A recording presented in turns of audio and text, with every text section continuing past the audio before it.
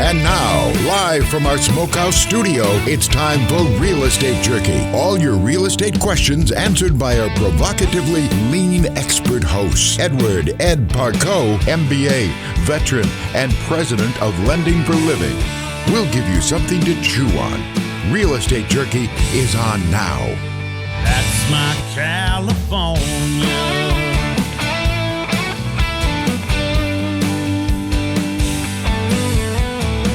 Thanks for joining us here on Real Estate Jerky. I'm Ed Parco, veteran and president of Lending for Living, along with RE/MAX executive realtor Mike Kelly. We are keeping you up to date on real estate and what's happening in our communities.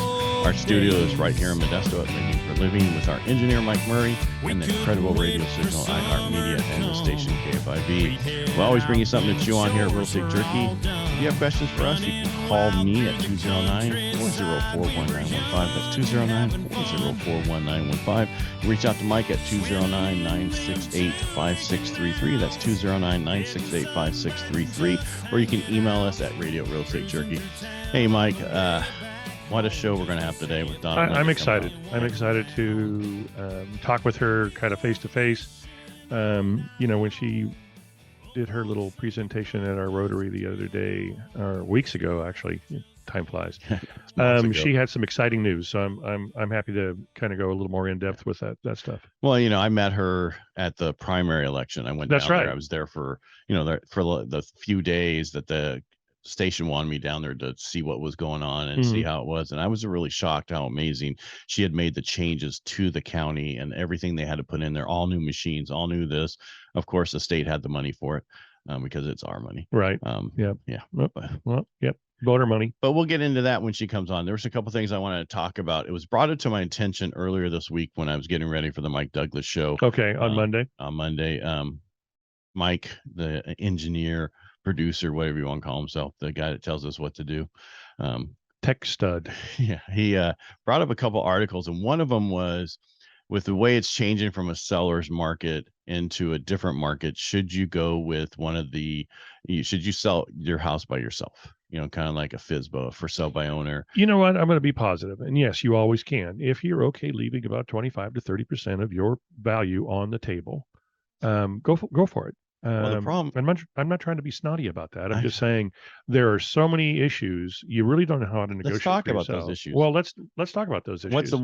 Give me a first issue. Well, first issue is condition of the property. Are you going to be protected? And is this buyer going to ask for you to do every darn thing under the sun on the property? A lot of times people won't get an inspection. They don't do the transfer disclosure statement as a for sale by owner, a FSBO. They don't give the information that you have to by law to your buyer. You wind up in a lawsuit later on. So not only did you leave 25 or 30% of your value on the table, you're going to get sued later on, most likely. Potentially. But the other thing I want to bring up, I know you're going through your thing, but I'll put a 3 in there. So that's 1 and 2. 3 is even to get a buyer. Right. Most agents won't work with a for sale by owner because they're not getting paid commission to bring their buyer to them. Right. And there's lawsuit going on right now about clear cooperation, about commissions. It's crazy. I'm not going to go into it deeply, but I've sold, when I first started in real estate, I concentrated on for sale by owners, and I was either going to convince them to list with me, and I showed them why it was important to list with a realtor and how much more money they could make, and the protections that they're given through us. But so they will do that, especially when they're on the market for 3 months, and most buyers do not want to deal directly with the seller because they don't know what they're doing and they don't know what they don't know. So they're working with a realtor. The realtor can go to them and get a portion of the commission or all the commission or list the property. So I think I went off on a tangent a little bit. That's okay. It happens. You're not really what you're saving. You really have to look at if you're really saving or you're making a worse situation for you. Yeah. Let's say you work with a realtor that has the buyer. They're not going to represent you, so you don't know what you don't know again. Right. And that's if you decide to pay that side. Because here's an example. When I bought my house in 2002, it was a for sale by owner. Right. They paid my agent her commission. Right. But she only represented us, Right. not them. Right. Even though as that agent, you normally have to get them to sign stuff and do certain things you would not normally do, and you're not getting paid for but it. you have a non-agency agreement, a piece of paper that says I'm not representing you and I'm not your agent. I'm not the agency. So gotcha. You're listening to Real Estate Jerky here on PowerTalk 1360 KFIV. I'm Ed Parco, and I'm here with RE/MAX executive Mike Kelly. You can reach out to us by calling me at 209-404-1915. That's 209-404-1915, or reach out to Mike at 209-968-5633. That's 209-968-5633. That's right. I said this is PowerTalk 1360 KFIV. All right. So, yes, go ahead and list as a for sale by owner. I'm just kidding. Yeah, I mean, you can do it, and when you feel that you're not representing yourself very well and you're not getting anywhere, get a referral for a great realtor. Right. You know, they're going to sell your house for more. They've got better marketing that you've got, even though you can say, okay, but I put it on Zillow as a for sale by owner. People just don't want to come to you. No, because they know the headache that they're going to have to deal with. They know that what they're going to get into when they try to buy this, and you're representing yourself and you don't have somebody. Yeah. And some people are too trusting and some people don't trust anything. Right. So dealing directly with the seller, sometimes the buyers, they just don't trust you. Right. And I agree. And there's even discount firms that, I used to hear them all the time. We'll sell your house for 2%. But if you look at the fine print, they say that's if we have both sides of the transaction. Right. Exactly. But what we're going to do is give it to one of the people on our team and have them bring the buyer. Right. I'm not saying that's that they're going to do, but that's pretty much what they're going to do. If you want to sell your home, I'm a firm believer. If you want to sell your home for the highest possible price and the shortest possible amount of time, list with a competent realtor. Right now, the time period's about, because we kind of talked about this earlier in the week on Wednesday about the time frames. What were that, 21 days on average? So it went from 18 to 21 from week to week. 21 days. That's quick. And then are we in a seller's market? We're in a kinder, gentler seller's market still. Okay. I needed to trademark that for phrase. Yeah, it's a good phrase. So do it. Ricky Bobby Inc. Ricky Bobby Inc. It's still a seller's market. I mean, you can't demand everything as a buyer right now. And we only have what? If you include pendings, 2 months supply. If you don't include pendings, less than a month supply. About 0.9. Yeah. Because here's the problem. I had somebody else come in. They were like saying that there's a 3 month supply. I'm like, that's nationwide or two something. I mean, no, that's where I'm like, is that with pendings? Because that's not what I see. Right. Yeah. Right. Well, and as I broke it down last Wednesday, there were 91 new listings. There were 87 new pendings. Okay. Some people this is Modesto. And some people will lump those numbers together and lump those numbers together and call it the supply. I'm sorry. If you're pending, you're not part of the supply. And if you're sold, you're not either, right? No, you're definitely not. Yeah. And 57 closed. So that's in a 1 week period. That's telling me that buyers are still buying, sellers are still able to sell. Right. And it is a little, rates are a little different these days, but don't worry about them. They're not going to be that way forever. So don't even worry about it. So just focus on, if you can buy right now, you want to get in, because this is going to be the best time in the next 5 years. If you don't believe me, just Google that. You'll find everybody saying that. Yep. Hallelujah. That's right. Hey, if you have questions about real estate and mortgages, reach out to myself at 209-404-1915. That's 209-404-1915. You can reach out to Mike at 209-968-5633. That's 209-968-5633. You can email us at Radio Real Estate Jerky. And when we come back, we'll be speaking with Stanislaus County Clerk Recorder Donna Linder about what's going on in Stanislaus County with voting and a bunch of other stuff. So right here on Real Estate Jerky, PowerTalk 1360 KFIV. We'll be right back. The perfect time to buy a home is the moment you start thinking about buying a home. Don't wait. Start the process now. All right, glad you're back with us here on Real Estate Jerky, PowerTalk 1360 KFIV. I'm Ed Parco, president of Lending for a Living, here with Mike Kelly, realtor at RE/MAX executive, and we're talking to Stanislaus County Clerk Recorder Donna Linder. All right, before the break, we were talking about the election and voter stuff. Mike, what was your question you wanted to ask? Well, year after year, voter after vote, voter turnout's pretty dismal, in my opinion. What would be some of the advice that you would give, the absentee voter, when they first get their ballot? What would you say to do instead of just waiting around and, how do we improve voter turnout? I'm glad you asked. It is a question that I've been wrestling with, trying to figure out how to do it. So, this election, I've been trying to get out information. So people vote in a presidential election. Our highest turnout is in presidential elections, over 70%, getting close to 80%. But this election is so important. It's a midterm election. All of your state offices on there, governor, lieutenant governor, secretary of state, your assembly and senate for our state who make our state laws, the people for your area, they represent you in each district. They aren't statewide. So if people understood, they are just this area. And when you hear about laws that come out, they have an AB in front of them or a SB in front of them. It means your assembly member has created that law or a senator has created that law, and your assembly and state, your assembly they're voting on it. So that's how laws in California are made. So California has their own laws and they're created by these two departments. Then you have Congress and your state senate also on there, and then your local offices, your cities, your city council, your city mayor might be on there. There's city measures on there. So this election to me is extremely important for our people. It affects what happens in your life every day. Mm-hmm. So I started looking, what is turnout for a midterm election? Because I know when presidential election comes along, everybody comes and votes. 53%. So Wow. Stanislaus County, it's around 53% on average for a midterm election. So that means half the voters in this county decide what the laws in the state will be. Crazy.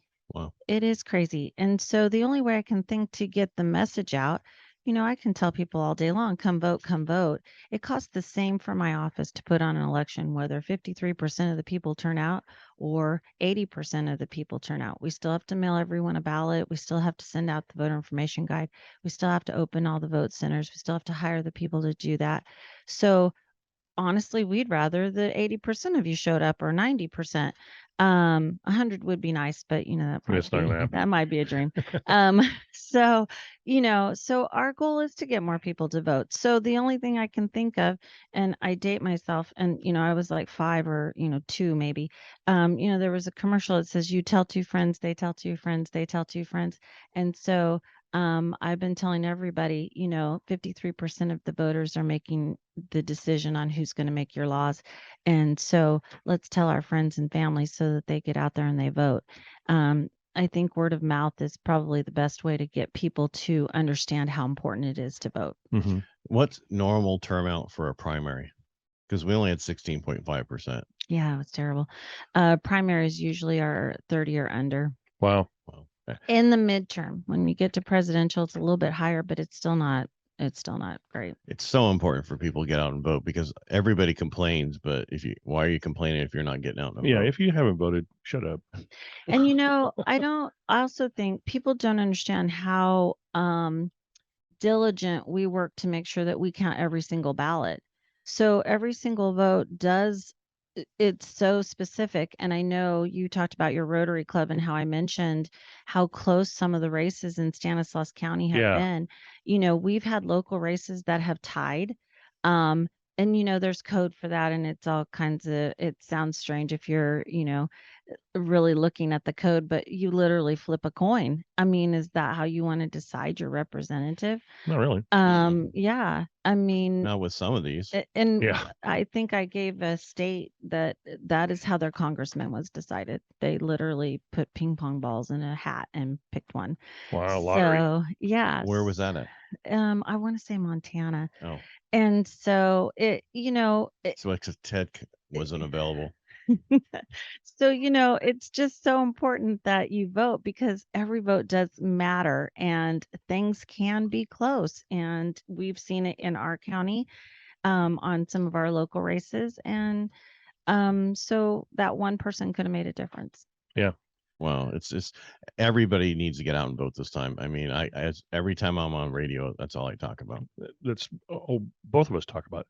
So, I mean, that's a great reply. All right. Shush.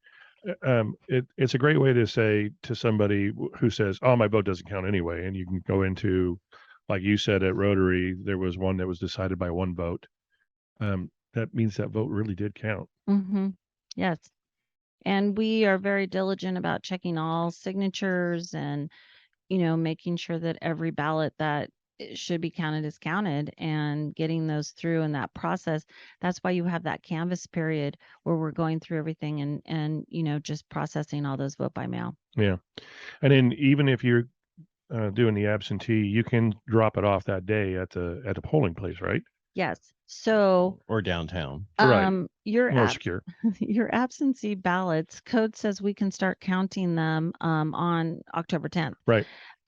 So of course we wait till we have some back, so we don't start on October 10th, but we'll start pretty soon. And all of those absentee ballots that we received prior to Election Day at 8:00 when we put those results out, it isn't magic from the vote center. That's the vote by mails that we received ahead of time and have processed. So if I always get mine in because I like to say, hey, my results in there. And so if you want to see your results come out at 8:00, get your ballot in prior to Election Day, and we process up until Election Day. Election Day, we do not count ballots. It's all about the voters, and we are there to take care of voters all day. Absolutely. So moral of the story: get your ballot, mark it, mail it in right away, or Correct. show up. Yeah, or show up. Because you count the votes when people show up that day and they vote. Those are counted that At day. the vote centers. Yeah. The vote centers have scanners at them. And so you can scan your ballot there, not your vote by mail. They'll give you a new one. A ballot, it's the same. It's just, we have to keep track of every ballot. So they'll give you a ballot to run through the machine. And then what happens at 8:00 is they close all those up and they bring them in, and we take the little drives out of them. We put them in the system and count those.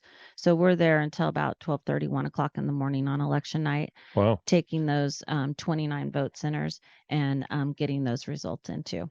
Yeah, it was a long day when I was there. We are talking with Stanislaus County Clerk Recorder Donna Linder. If you have questions for me, you can reach out to me at 209-404-1915. You can reach out to Mike at 209-968-5633. That's 209-968-5633. And you can also just email us at Radio Real Estate Jerky. Before I broke into this, I was saying how it is a long night. I wasn't there till 1:00 in the morning, but I was there and it was only 16.5 turnout. I can only imagine the larger turnouts, how much more you have to do. And it was not funny, but remember, there's a cutoff. You can't bring your ballot to the downtown the last minute at like 8:30, right? No, 8:00 is the last day that we can last time we can accept ballots. As a matter of fact, we have teams of people that go out to close up our drop boxes because those are out in the public. And so we have teams of people to make sure that every drop box is closed by 8:00. Wow. Because we cannot accept your ballot after that unless it is through the mail or some type of postal Timestamp. FedEx or something like that. And it does have to be postmarked Election Day, which, thank you for mentioning that, because if you drop your ballot off in the outside post office box, that doesn't necessarily mean it's going to be postmarked on Election Day. Right. And code is very specific that they have to be postmarked Election Day.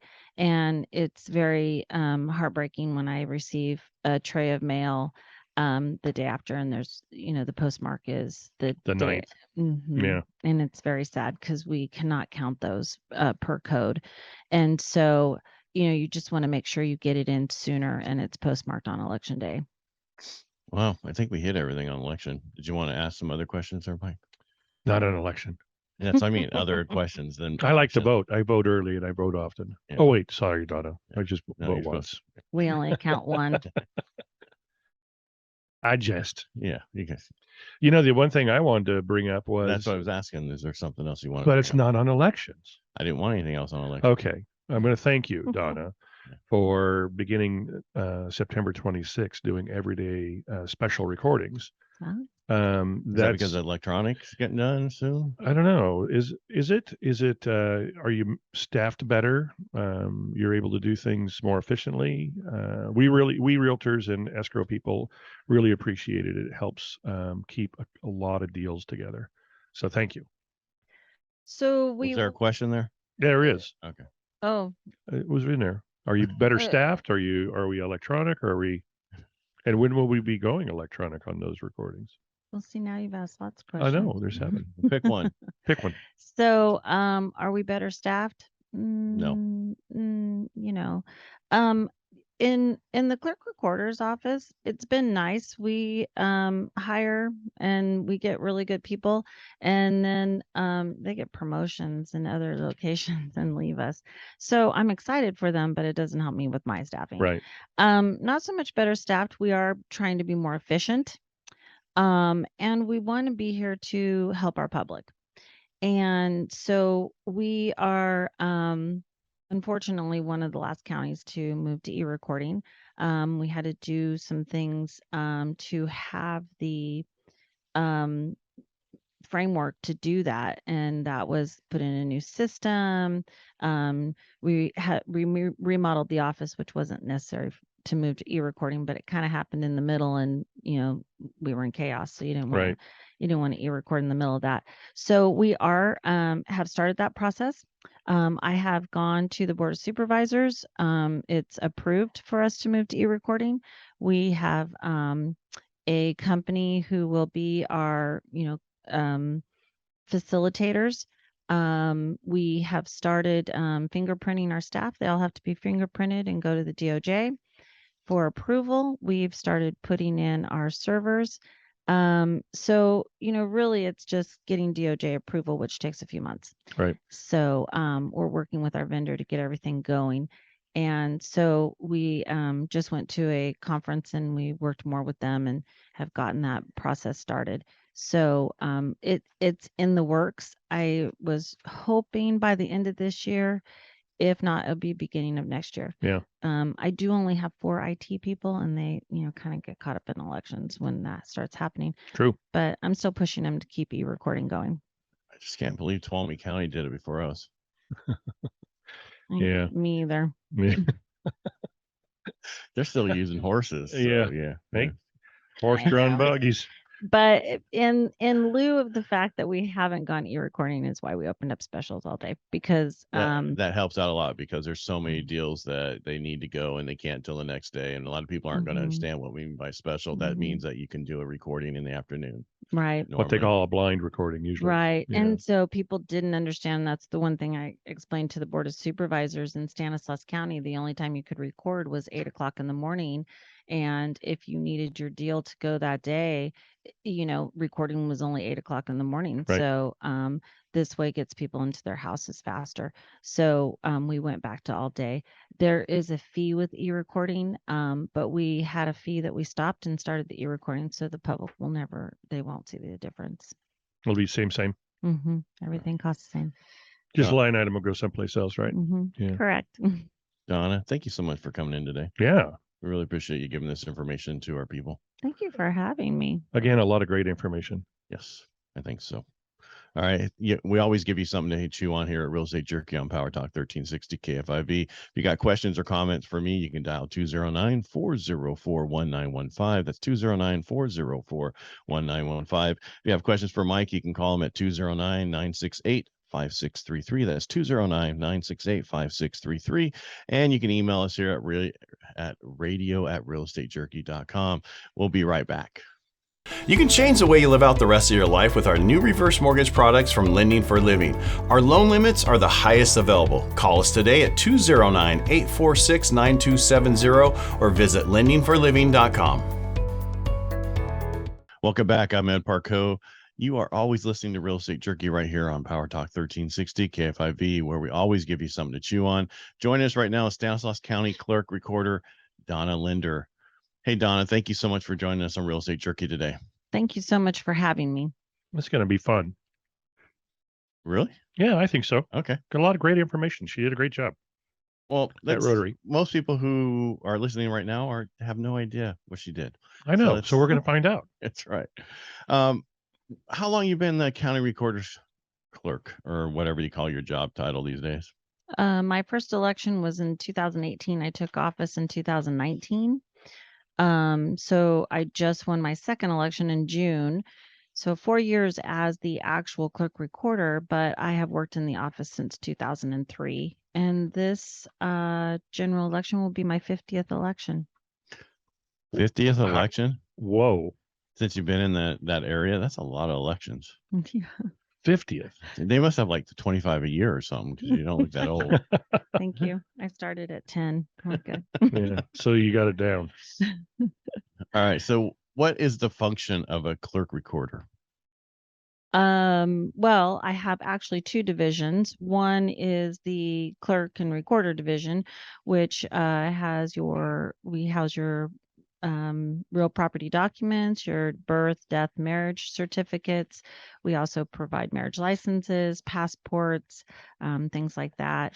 And then the registrar of voters portion, where we conduct all of your elections, your state, federal, city, small districts. Anything, Mike, before I keep going? I'm listening to the election part. I've got a bunch of stuff about some other stuff because I'm a realtor. Yeah, we'll get to your electronic Yeah. filing later, because you're going to go forever on that. All right. So I want two things. The marriage license stuff. All right. So I'm going to be officiating my son's marriage in December. I became a reverend to do that. Wait, when did he get engaged? He got engaged a few months ago. Wow. Yeah. Congrats. What's required? Is there a requirement to be able to, officiate a marriage in Stanislaus County, or you just license? What? Well, you've become a minister, so that's fine. Or Is there something better? I'm just kidding. well, you can do a civil ceremony and become a for the day officiant through our office. So not many people do that. Most of them do like you did, go online and become. It's easy. Mm. Yeah, real easy. It's just money, right? Pretty much, yeah. Do you hold your hand up like this? Didn't even do that. Yeah, We- like she's not. We would make you do that. I swear. Yes. Well, it's funny because when you research the church that's in Modesto that does, they've been doing it forever. And in the beginning, and a lot of it during the Vietnam War was to try to get people out of going to war, which didn't work very long. And then, the history of it is just amazing. I only did it because it was a difficulty for them to find somebody to do their ceremony. So I wanted to take care of it for them. Oh, Anyway, move on. okay. Yeah. All right, go ahead, Mike. We can jump in. Do you really want? Let's talk election first, real quick. Yes. That's huge on people's minds. Yeah, that's everybody big got right now. their pamphlet, right? I received mine this week. Why are you looking at me like that? I don't believe I. Not your ballot. No, the pamphlet. The thing that's I haven't received that yet either. Really? Yeah. Okay, so you're probably talking about your state voter information guide. Yes. So you'll receive two voter information guides, one from the state, which will have your state offices in it, and then you'll receive one from our office, which is your county voter information guide that has your more local things in that. Those are mailing now. That's why I was looking at you, because I haven't gotten mine yet. So you should be getting those. Special thing with the governor. No, I've gotten my state, just not my local. I haven't gotten So the local either. you should be receiving those soon. Good. Well, that's why we wanted John this weekend, because everybody should be receiving it, and then have you come back on Tuesday to kind of go over when people have questions. They can do with the live on Tuesday, 11 a.m. Yes, I schedule that with your office too. Yes. My assistant's good at that. Yes. But one thing, our ballots are mailing on Friday, the Okay. 7th. State law says that they mail 29 days prior to the election, which is the 10th, and that happens to be a post office holiday. So they start mailing Friday. And so ballots will be coming also next week. We are kind of thinking people will get them, I don't know, depends on the post office, beginning next week sometime. And the last day to register for this election to receive your ballot in the mail is the 24th of October. Really? Yes. So if you register by the 24th, then we'll be mailing you something. If not, then you'd need to go to either our office or a vote center to take care of anything that you need to do. And our vote centers open October 29th, 6 of them throughout the county, and then November 5th, 23 more. So we will have a total of 29 vote centers. Wow. Well, a lot of vote centers. I still can't believe you can register up until that. Yeah, that blows me away. Yeah. Well, you know that when you register at a vote center or office, that it's called conditional voter registration. It does go into a separate envelope and then it is researched after that. So you've registered, they've put you in the system so they can give you a ballot, but we do double check your registration and everything prior to counting that ballot. To see if you're a real person alive. Well, we know you were alive, you were there, but you know it was me. but just to make sure that you haven't already done something in another county. Gotcha. Hey, we're talking to Stanislaus County Clerk Recorder Donna Linder. If you have questions for us, you can reach out by dialing myself at 209-404-1915. That's 209-404-1915. You can reach out to Mike at 209-968-5633. That's 209-968-5633. Or you can email us at radio@Real Estate Jerky. All right, back to the verification that we were just talking about. Do this county, we verify signatures? Yes. Do all counties in California? Yes. So if your signature is on your driver's license and you signed it when you were 12 or 16, I hope 16. yeah, you should get a you got to different- make it look like yeah, you better that get signature, right? Yeah, but you better have a new license since then, Mike. Yeah, but you know what? A lot of times you don't. I've tried to change the weight. Oh, see, Change- my signature doesn't look anything like that anymore. So there's several ways to register. You can register online, which does pull your DMV signature, Mm-hmm. or you can register on paper still, either post office, city clerk, our office, anything like that. When we check your signature verification, our first pass does look at your most recent signature, so it could be from DMV. Okay. If that signature is challenged, then it goes to a second pass, and that is upper staff or management, and they have access to older signatures. You know, historically, the only way to register was by paper. So we have a lot of those signatures. I don't want to give a percentage, but a lot of times your signature on your envelope for your ballot does not match your DMV. Right. It's hard to sign on that little square thing at DMV. And so a lot of those are challenged. We do contact voters if your signature is challenged. We want to make sure it was you. We want to, get you updated, do whatever we need to do. So, there's a whole process in that verification too. Right. Mike, have you ever been in the county recorder's office in the voting area when they're running through and they go? No, I haven't. That would be fun to do. I was there last year, which that's why I say I know it's very secure. But what she's talking about is when they go through, it's like it goes in the system and it says, all right, this needs to be looked at. Then this needs to be correct. Mhm. For people who don't understand how this works, when you say pass, first pass, second pass, that's the system kicking it out that Mhm. it goes through, correct? So the first pass is either we have a machine that captures the signatures on the envelopes, and then we have a whole probably 7 to 14 people who are looking at them, and they'll have your signature, your most recent on file, and they'll be comparing it to the one on the envelope. We call those our first pass people. If they challenge it, then it goes into a bucket for other people to pull them up and look at them again. They just have access to more signatures. We take our voter security very careful, and we're very serious about that. And we don't want just everybody looking at everything in our system. So first pass are usually more part-time staff. Our full-time staff are trained by a retired FBI agent to do the signature verification. They pass that training on to our first pass people. But we tell them, if you're uncomfortable with it, if you're not sure, challenge those signatures so that they can be looked at by somebody higher up in the level. Great. I mean, So would you recommend somebody like me whose signature is so drastically different to register again? Yes. Okay. A few years ago, when I was assistant registrar, we did do a process where we went back and looked at how long ago did you register? What's the most recent signature we have on file? And then we tried to contact voters and say, you haven't registered in a long time. Would you like to update? So we have done that process. We are looking at possibly doing that again next year. Just because some people registered back when they were 18 years old, Right. and they haven't done it since, and your signature does change some. Doing this training with the FBI agent, though, he does teach us to look for certain things that you do automatically, even as your signature looks different to you. Right. Some things you do are always the same. Right. Like an E.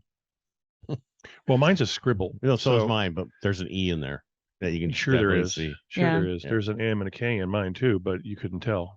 So if I like when I switched parties, Mine you can tell. when I switched parties about 4 years ago and re-registered under another party, would that my signature is the same as back then? Would Yes. that be Right. helpful? And that's on file. Okay, Mhm. good. Cool. Mhm. Then I'm not coming back down. But it's amazing how what you see when you go down there during an election, how many people are in there, how they pull from all over the Yeah. departments. It's not just a small group of people. There's a lot of people. Can anybody become a volunteer to help out during the elections? So we have two different things. We have volunteers who come down. They're limited to the things that they can do. And then we have what we call our extra help, which they're a part-time seasonal employee. Our part-time seasonal employees go through the same background check that a county employee does. Mhm. And the point of that is because we are going to allow them more access to things, and we want to make sure that they've gone through that background to allow them to look at anything in a voter's file. So, so there's two different types of people that come in and work in our office, and every process in our office is being not observed. There's a person in charge of it, and that person is a full-time staff, usually manager or supervisor of something. And we do pull from all over. Our accountant, our HR manager, and even the people on the clerk recorder side get pulled in to assist and be in charge of things. What do you know? All right. Hey, this is Real Estate Jerky here on PowerTalk 1360 KFIV. I'm Ed Parco, president of Lending for Living. You can reach out to me at 209-404-1915. I'm here with Mike Kelly of RE/MAX at 209-968-5633. That's 209-968-5633. We'll continue to be talking to Stanislaus County Clerk Recorder Donna Linder about voting. Stick around to get information you will not find anywhere else when we come back. The perfect time to buy a home is the moment you start thinking about buying a home. Don't wait. Start the process now. Welcome back to Real Estate Jerky here on PowerTalk 1360 KFIV, where we always give you something to chew on. I'm Ed Parco, president of Lending for Living, here with RE/MAX executive realtor Mike Kelly. Hey, Mike, that was some great stuff Donna was talking about. Absolutely. Absolutely great stuff. And then after, when we were walking out, you were kind of talking about when you see certain bills. So this is how ignorant I was. I didn't understand AB was assembly and SB was Senate bill. Yeah. So yeah. And maybe I'm not ignorant. I just didn't know.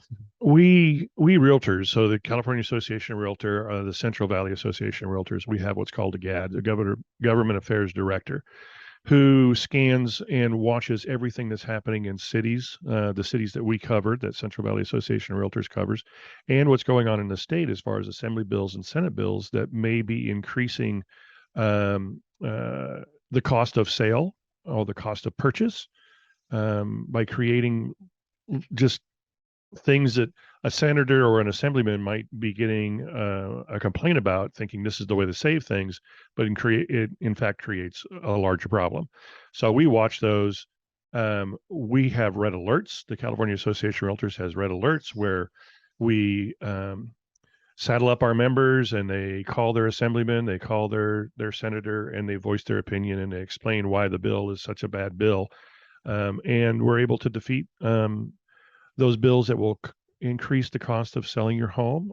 Usually, some will still make it through. Some will die on the floor without them ever taking a vote on it. So it's important to be involved in stuff like this for our sellers and buyers. Right, because there's certain things that go through. You got a little excited there. I'm getting told by an engineer, turn down. No, I do get excited about this. Sorry. You're right there where I need you all the time, right there on that mic. Yeah. The issue is like, what was that $75 thing that was being? Oh, SB2, $75. It's and I don't remember the depth of the bill, but it's $75 and then so many dollars after a certain number of pages or every page thereafter for recording something that is just like a name change, interspousal deed transfer, not a real estate purchase. Right. Okay. So just increasing, it's another fee collector. Well, it's another like affordability, that $225 for affordability that they hit you with, right? Affordable housing. But yeah, I think it's for affordable housing where they hit you every time Right. you record a That's what loan it's or supposed to whatever. be for. $225. But the question is, what does it go towards? They already have $100 million surplus that instead of giving it back to the people, they're holding on to it so they can use it for certain programs. And then, we can spend your money better than you. Yeah, I don't think so. And the sad thing is when you think things are going to happen because of something, and then you look around and you realize it's not. That's very, very frustrating. That's why every association up and down state of California has a government affairs director that bird dogs all this stuff. I mean, we've had city issues where they wanted to bring in, at point of sale, you had to replace every fixture in the house that provided water to a low flow. Well, we've defeated that. As far as if it's good for everybody, don't make it a point of sale. Make everybody do it. Right.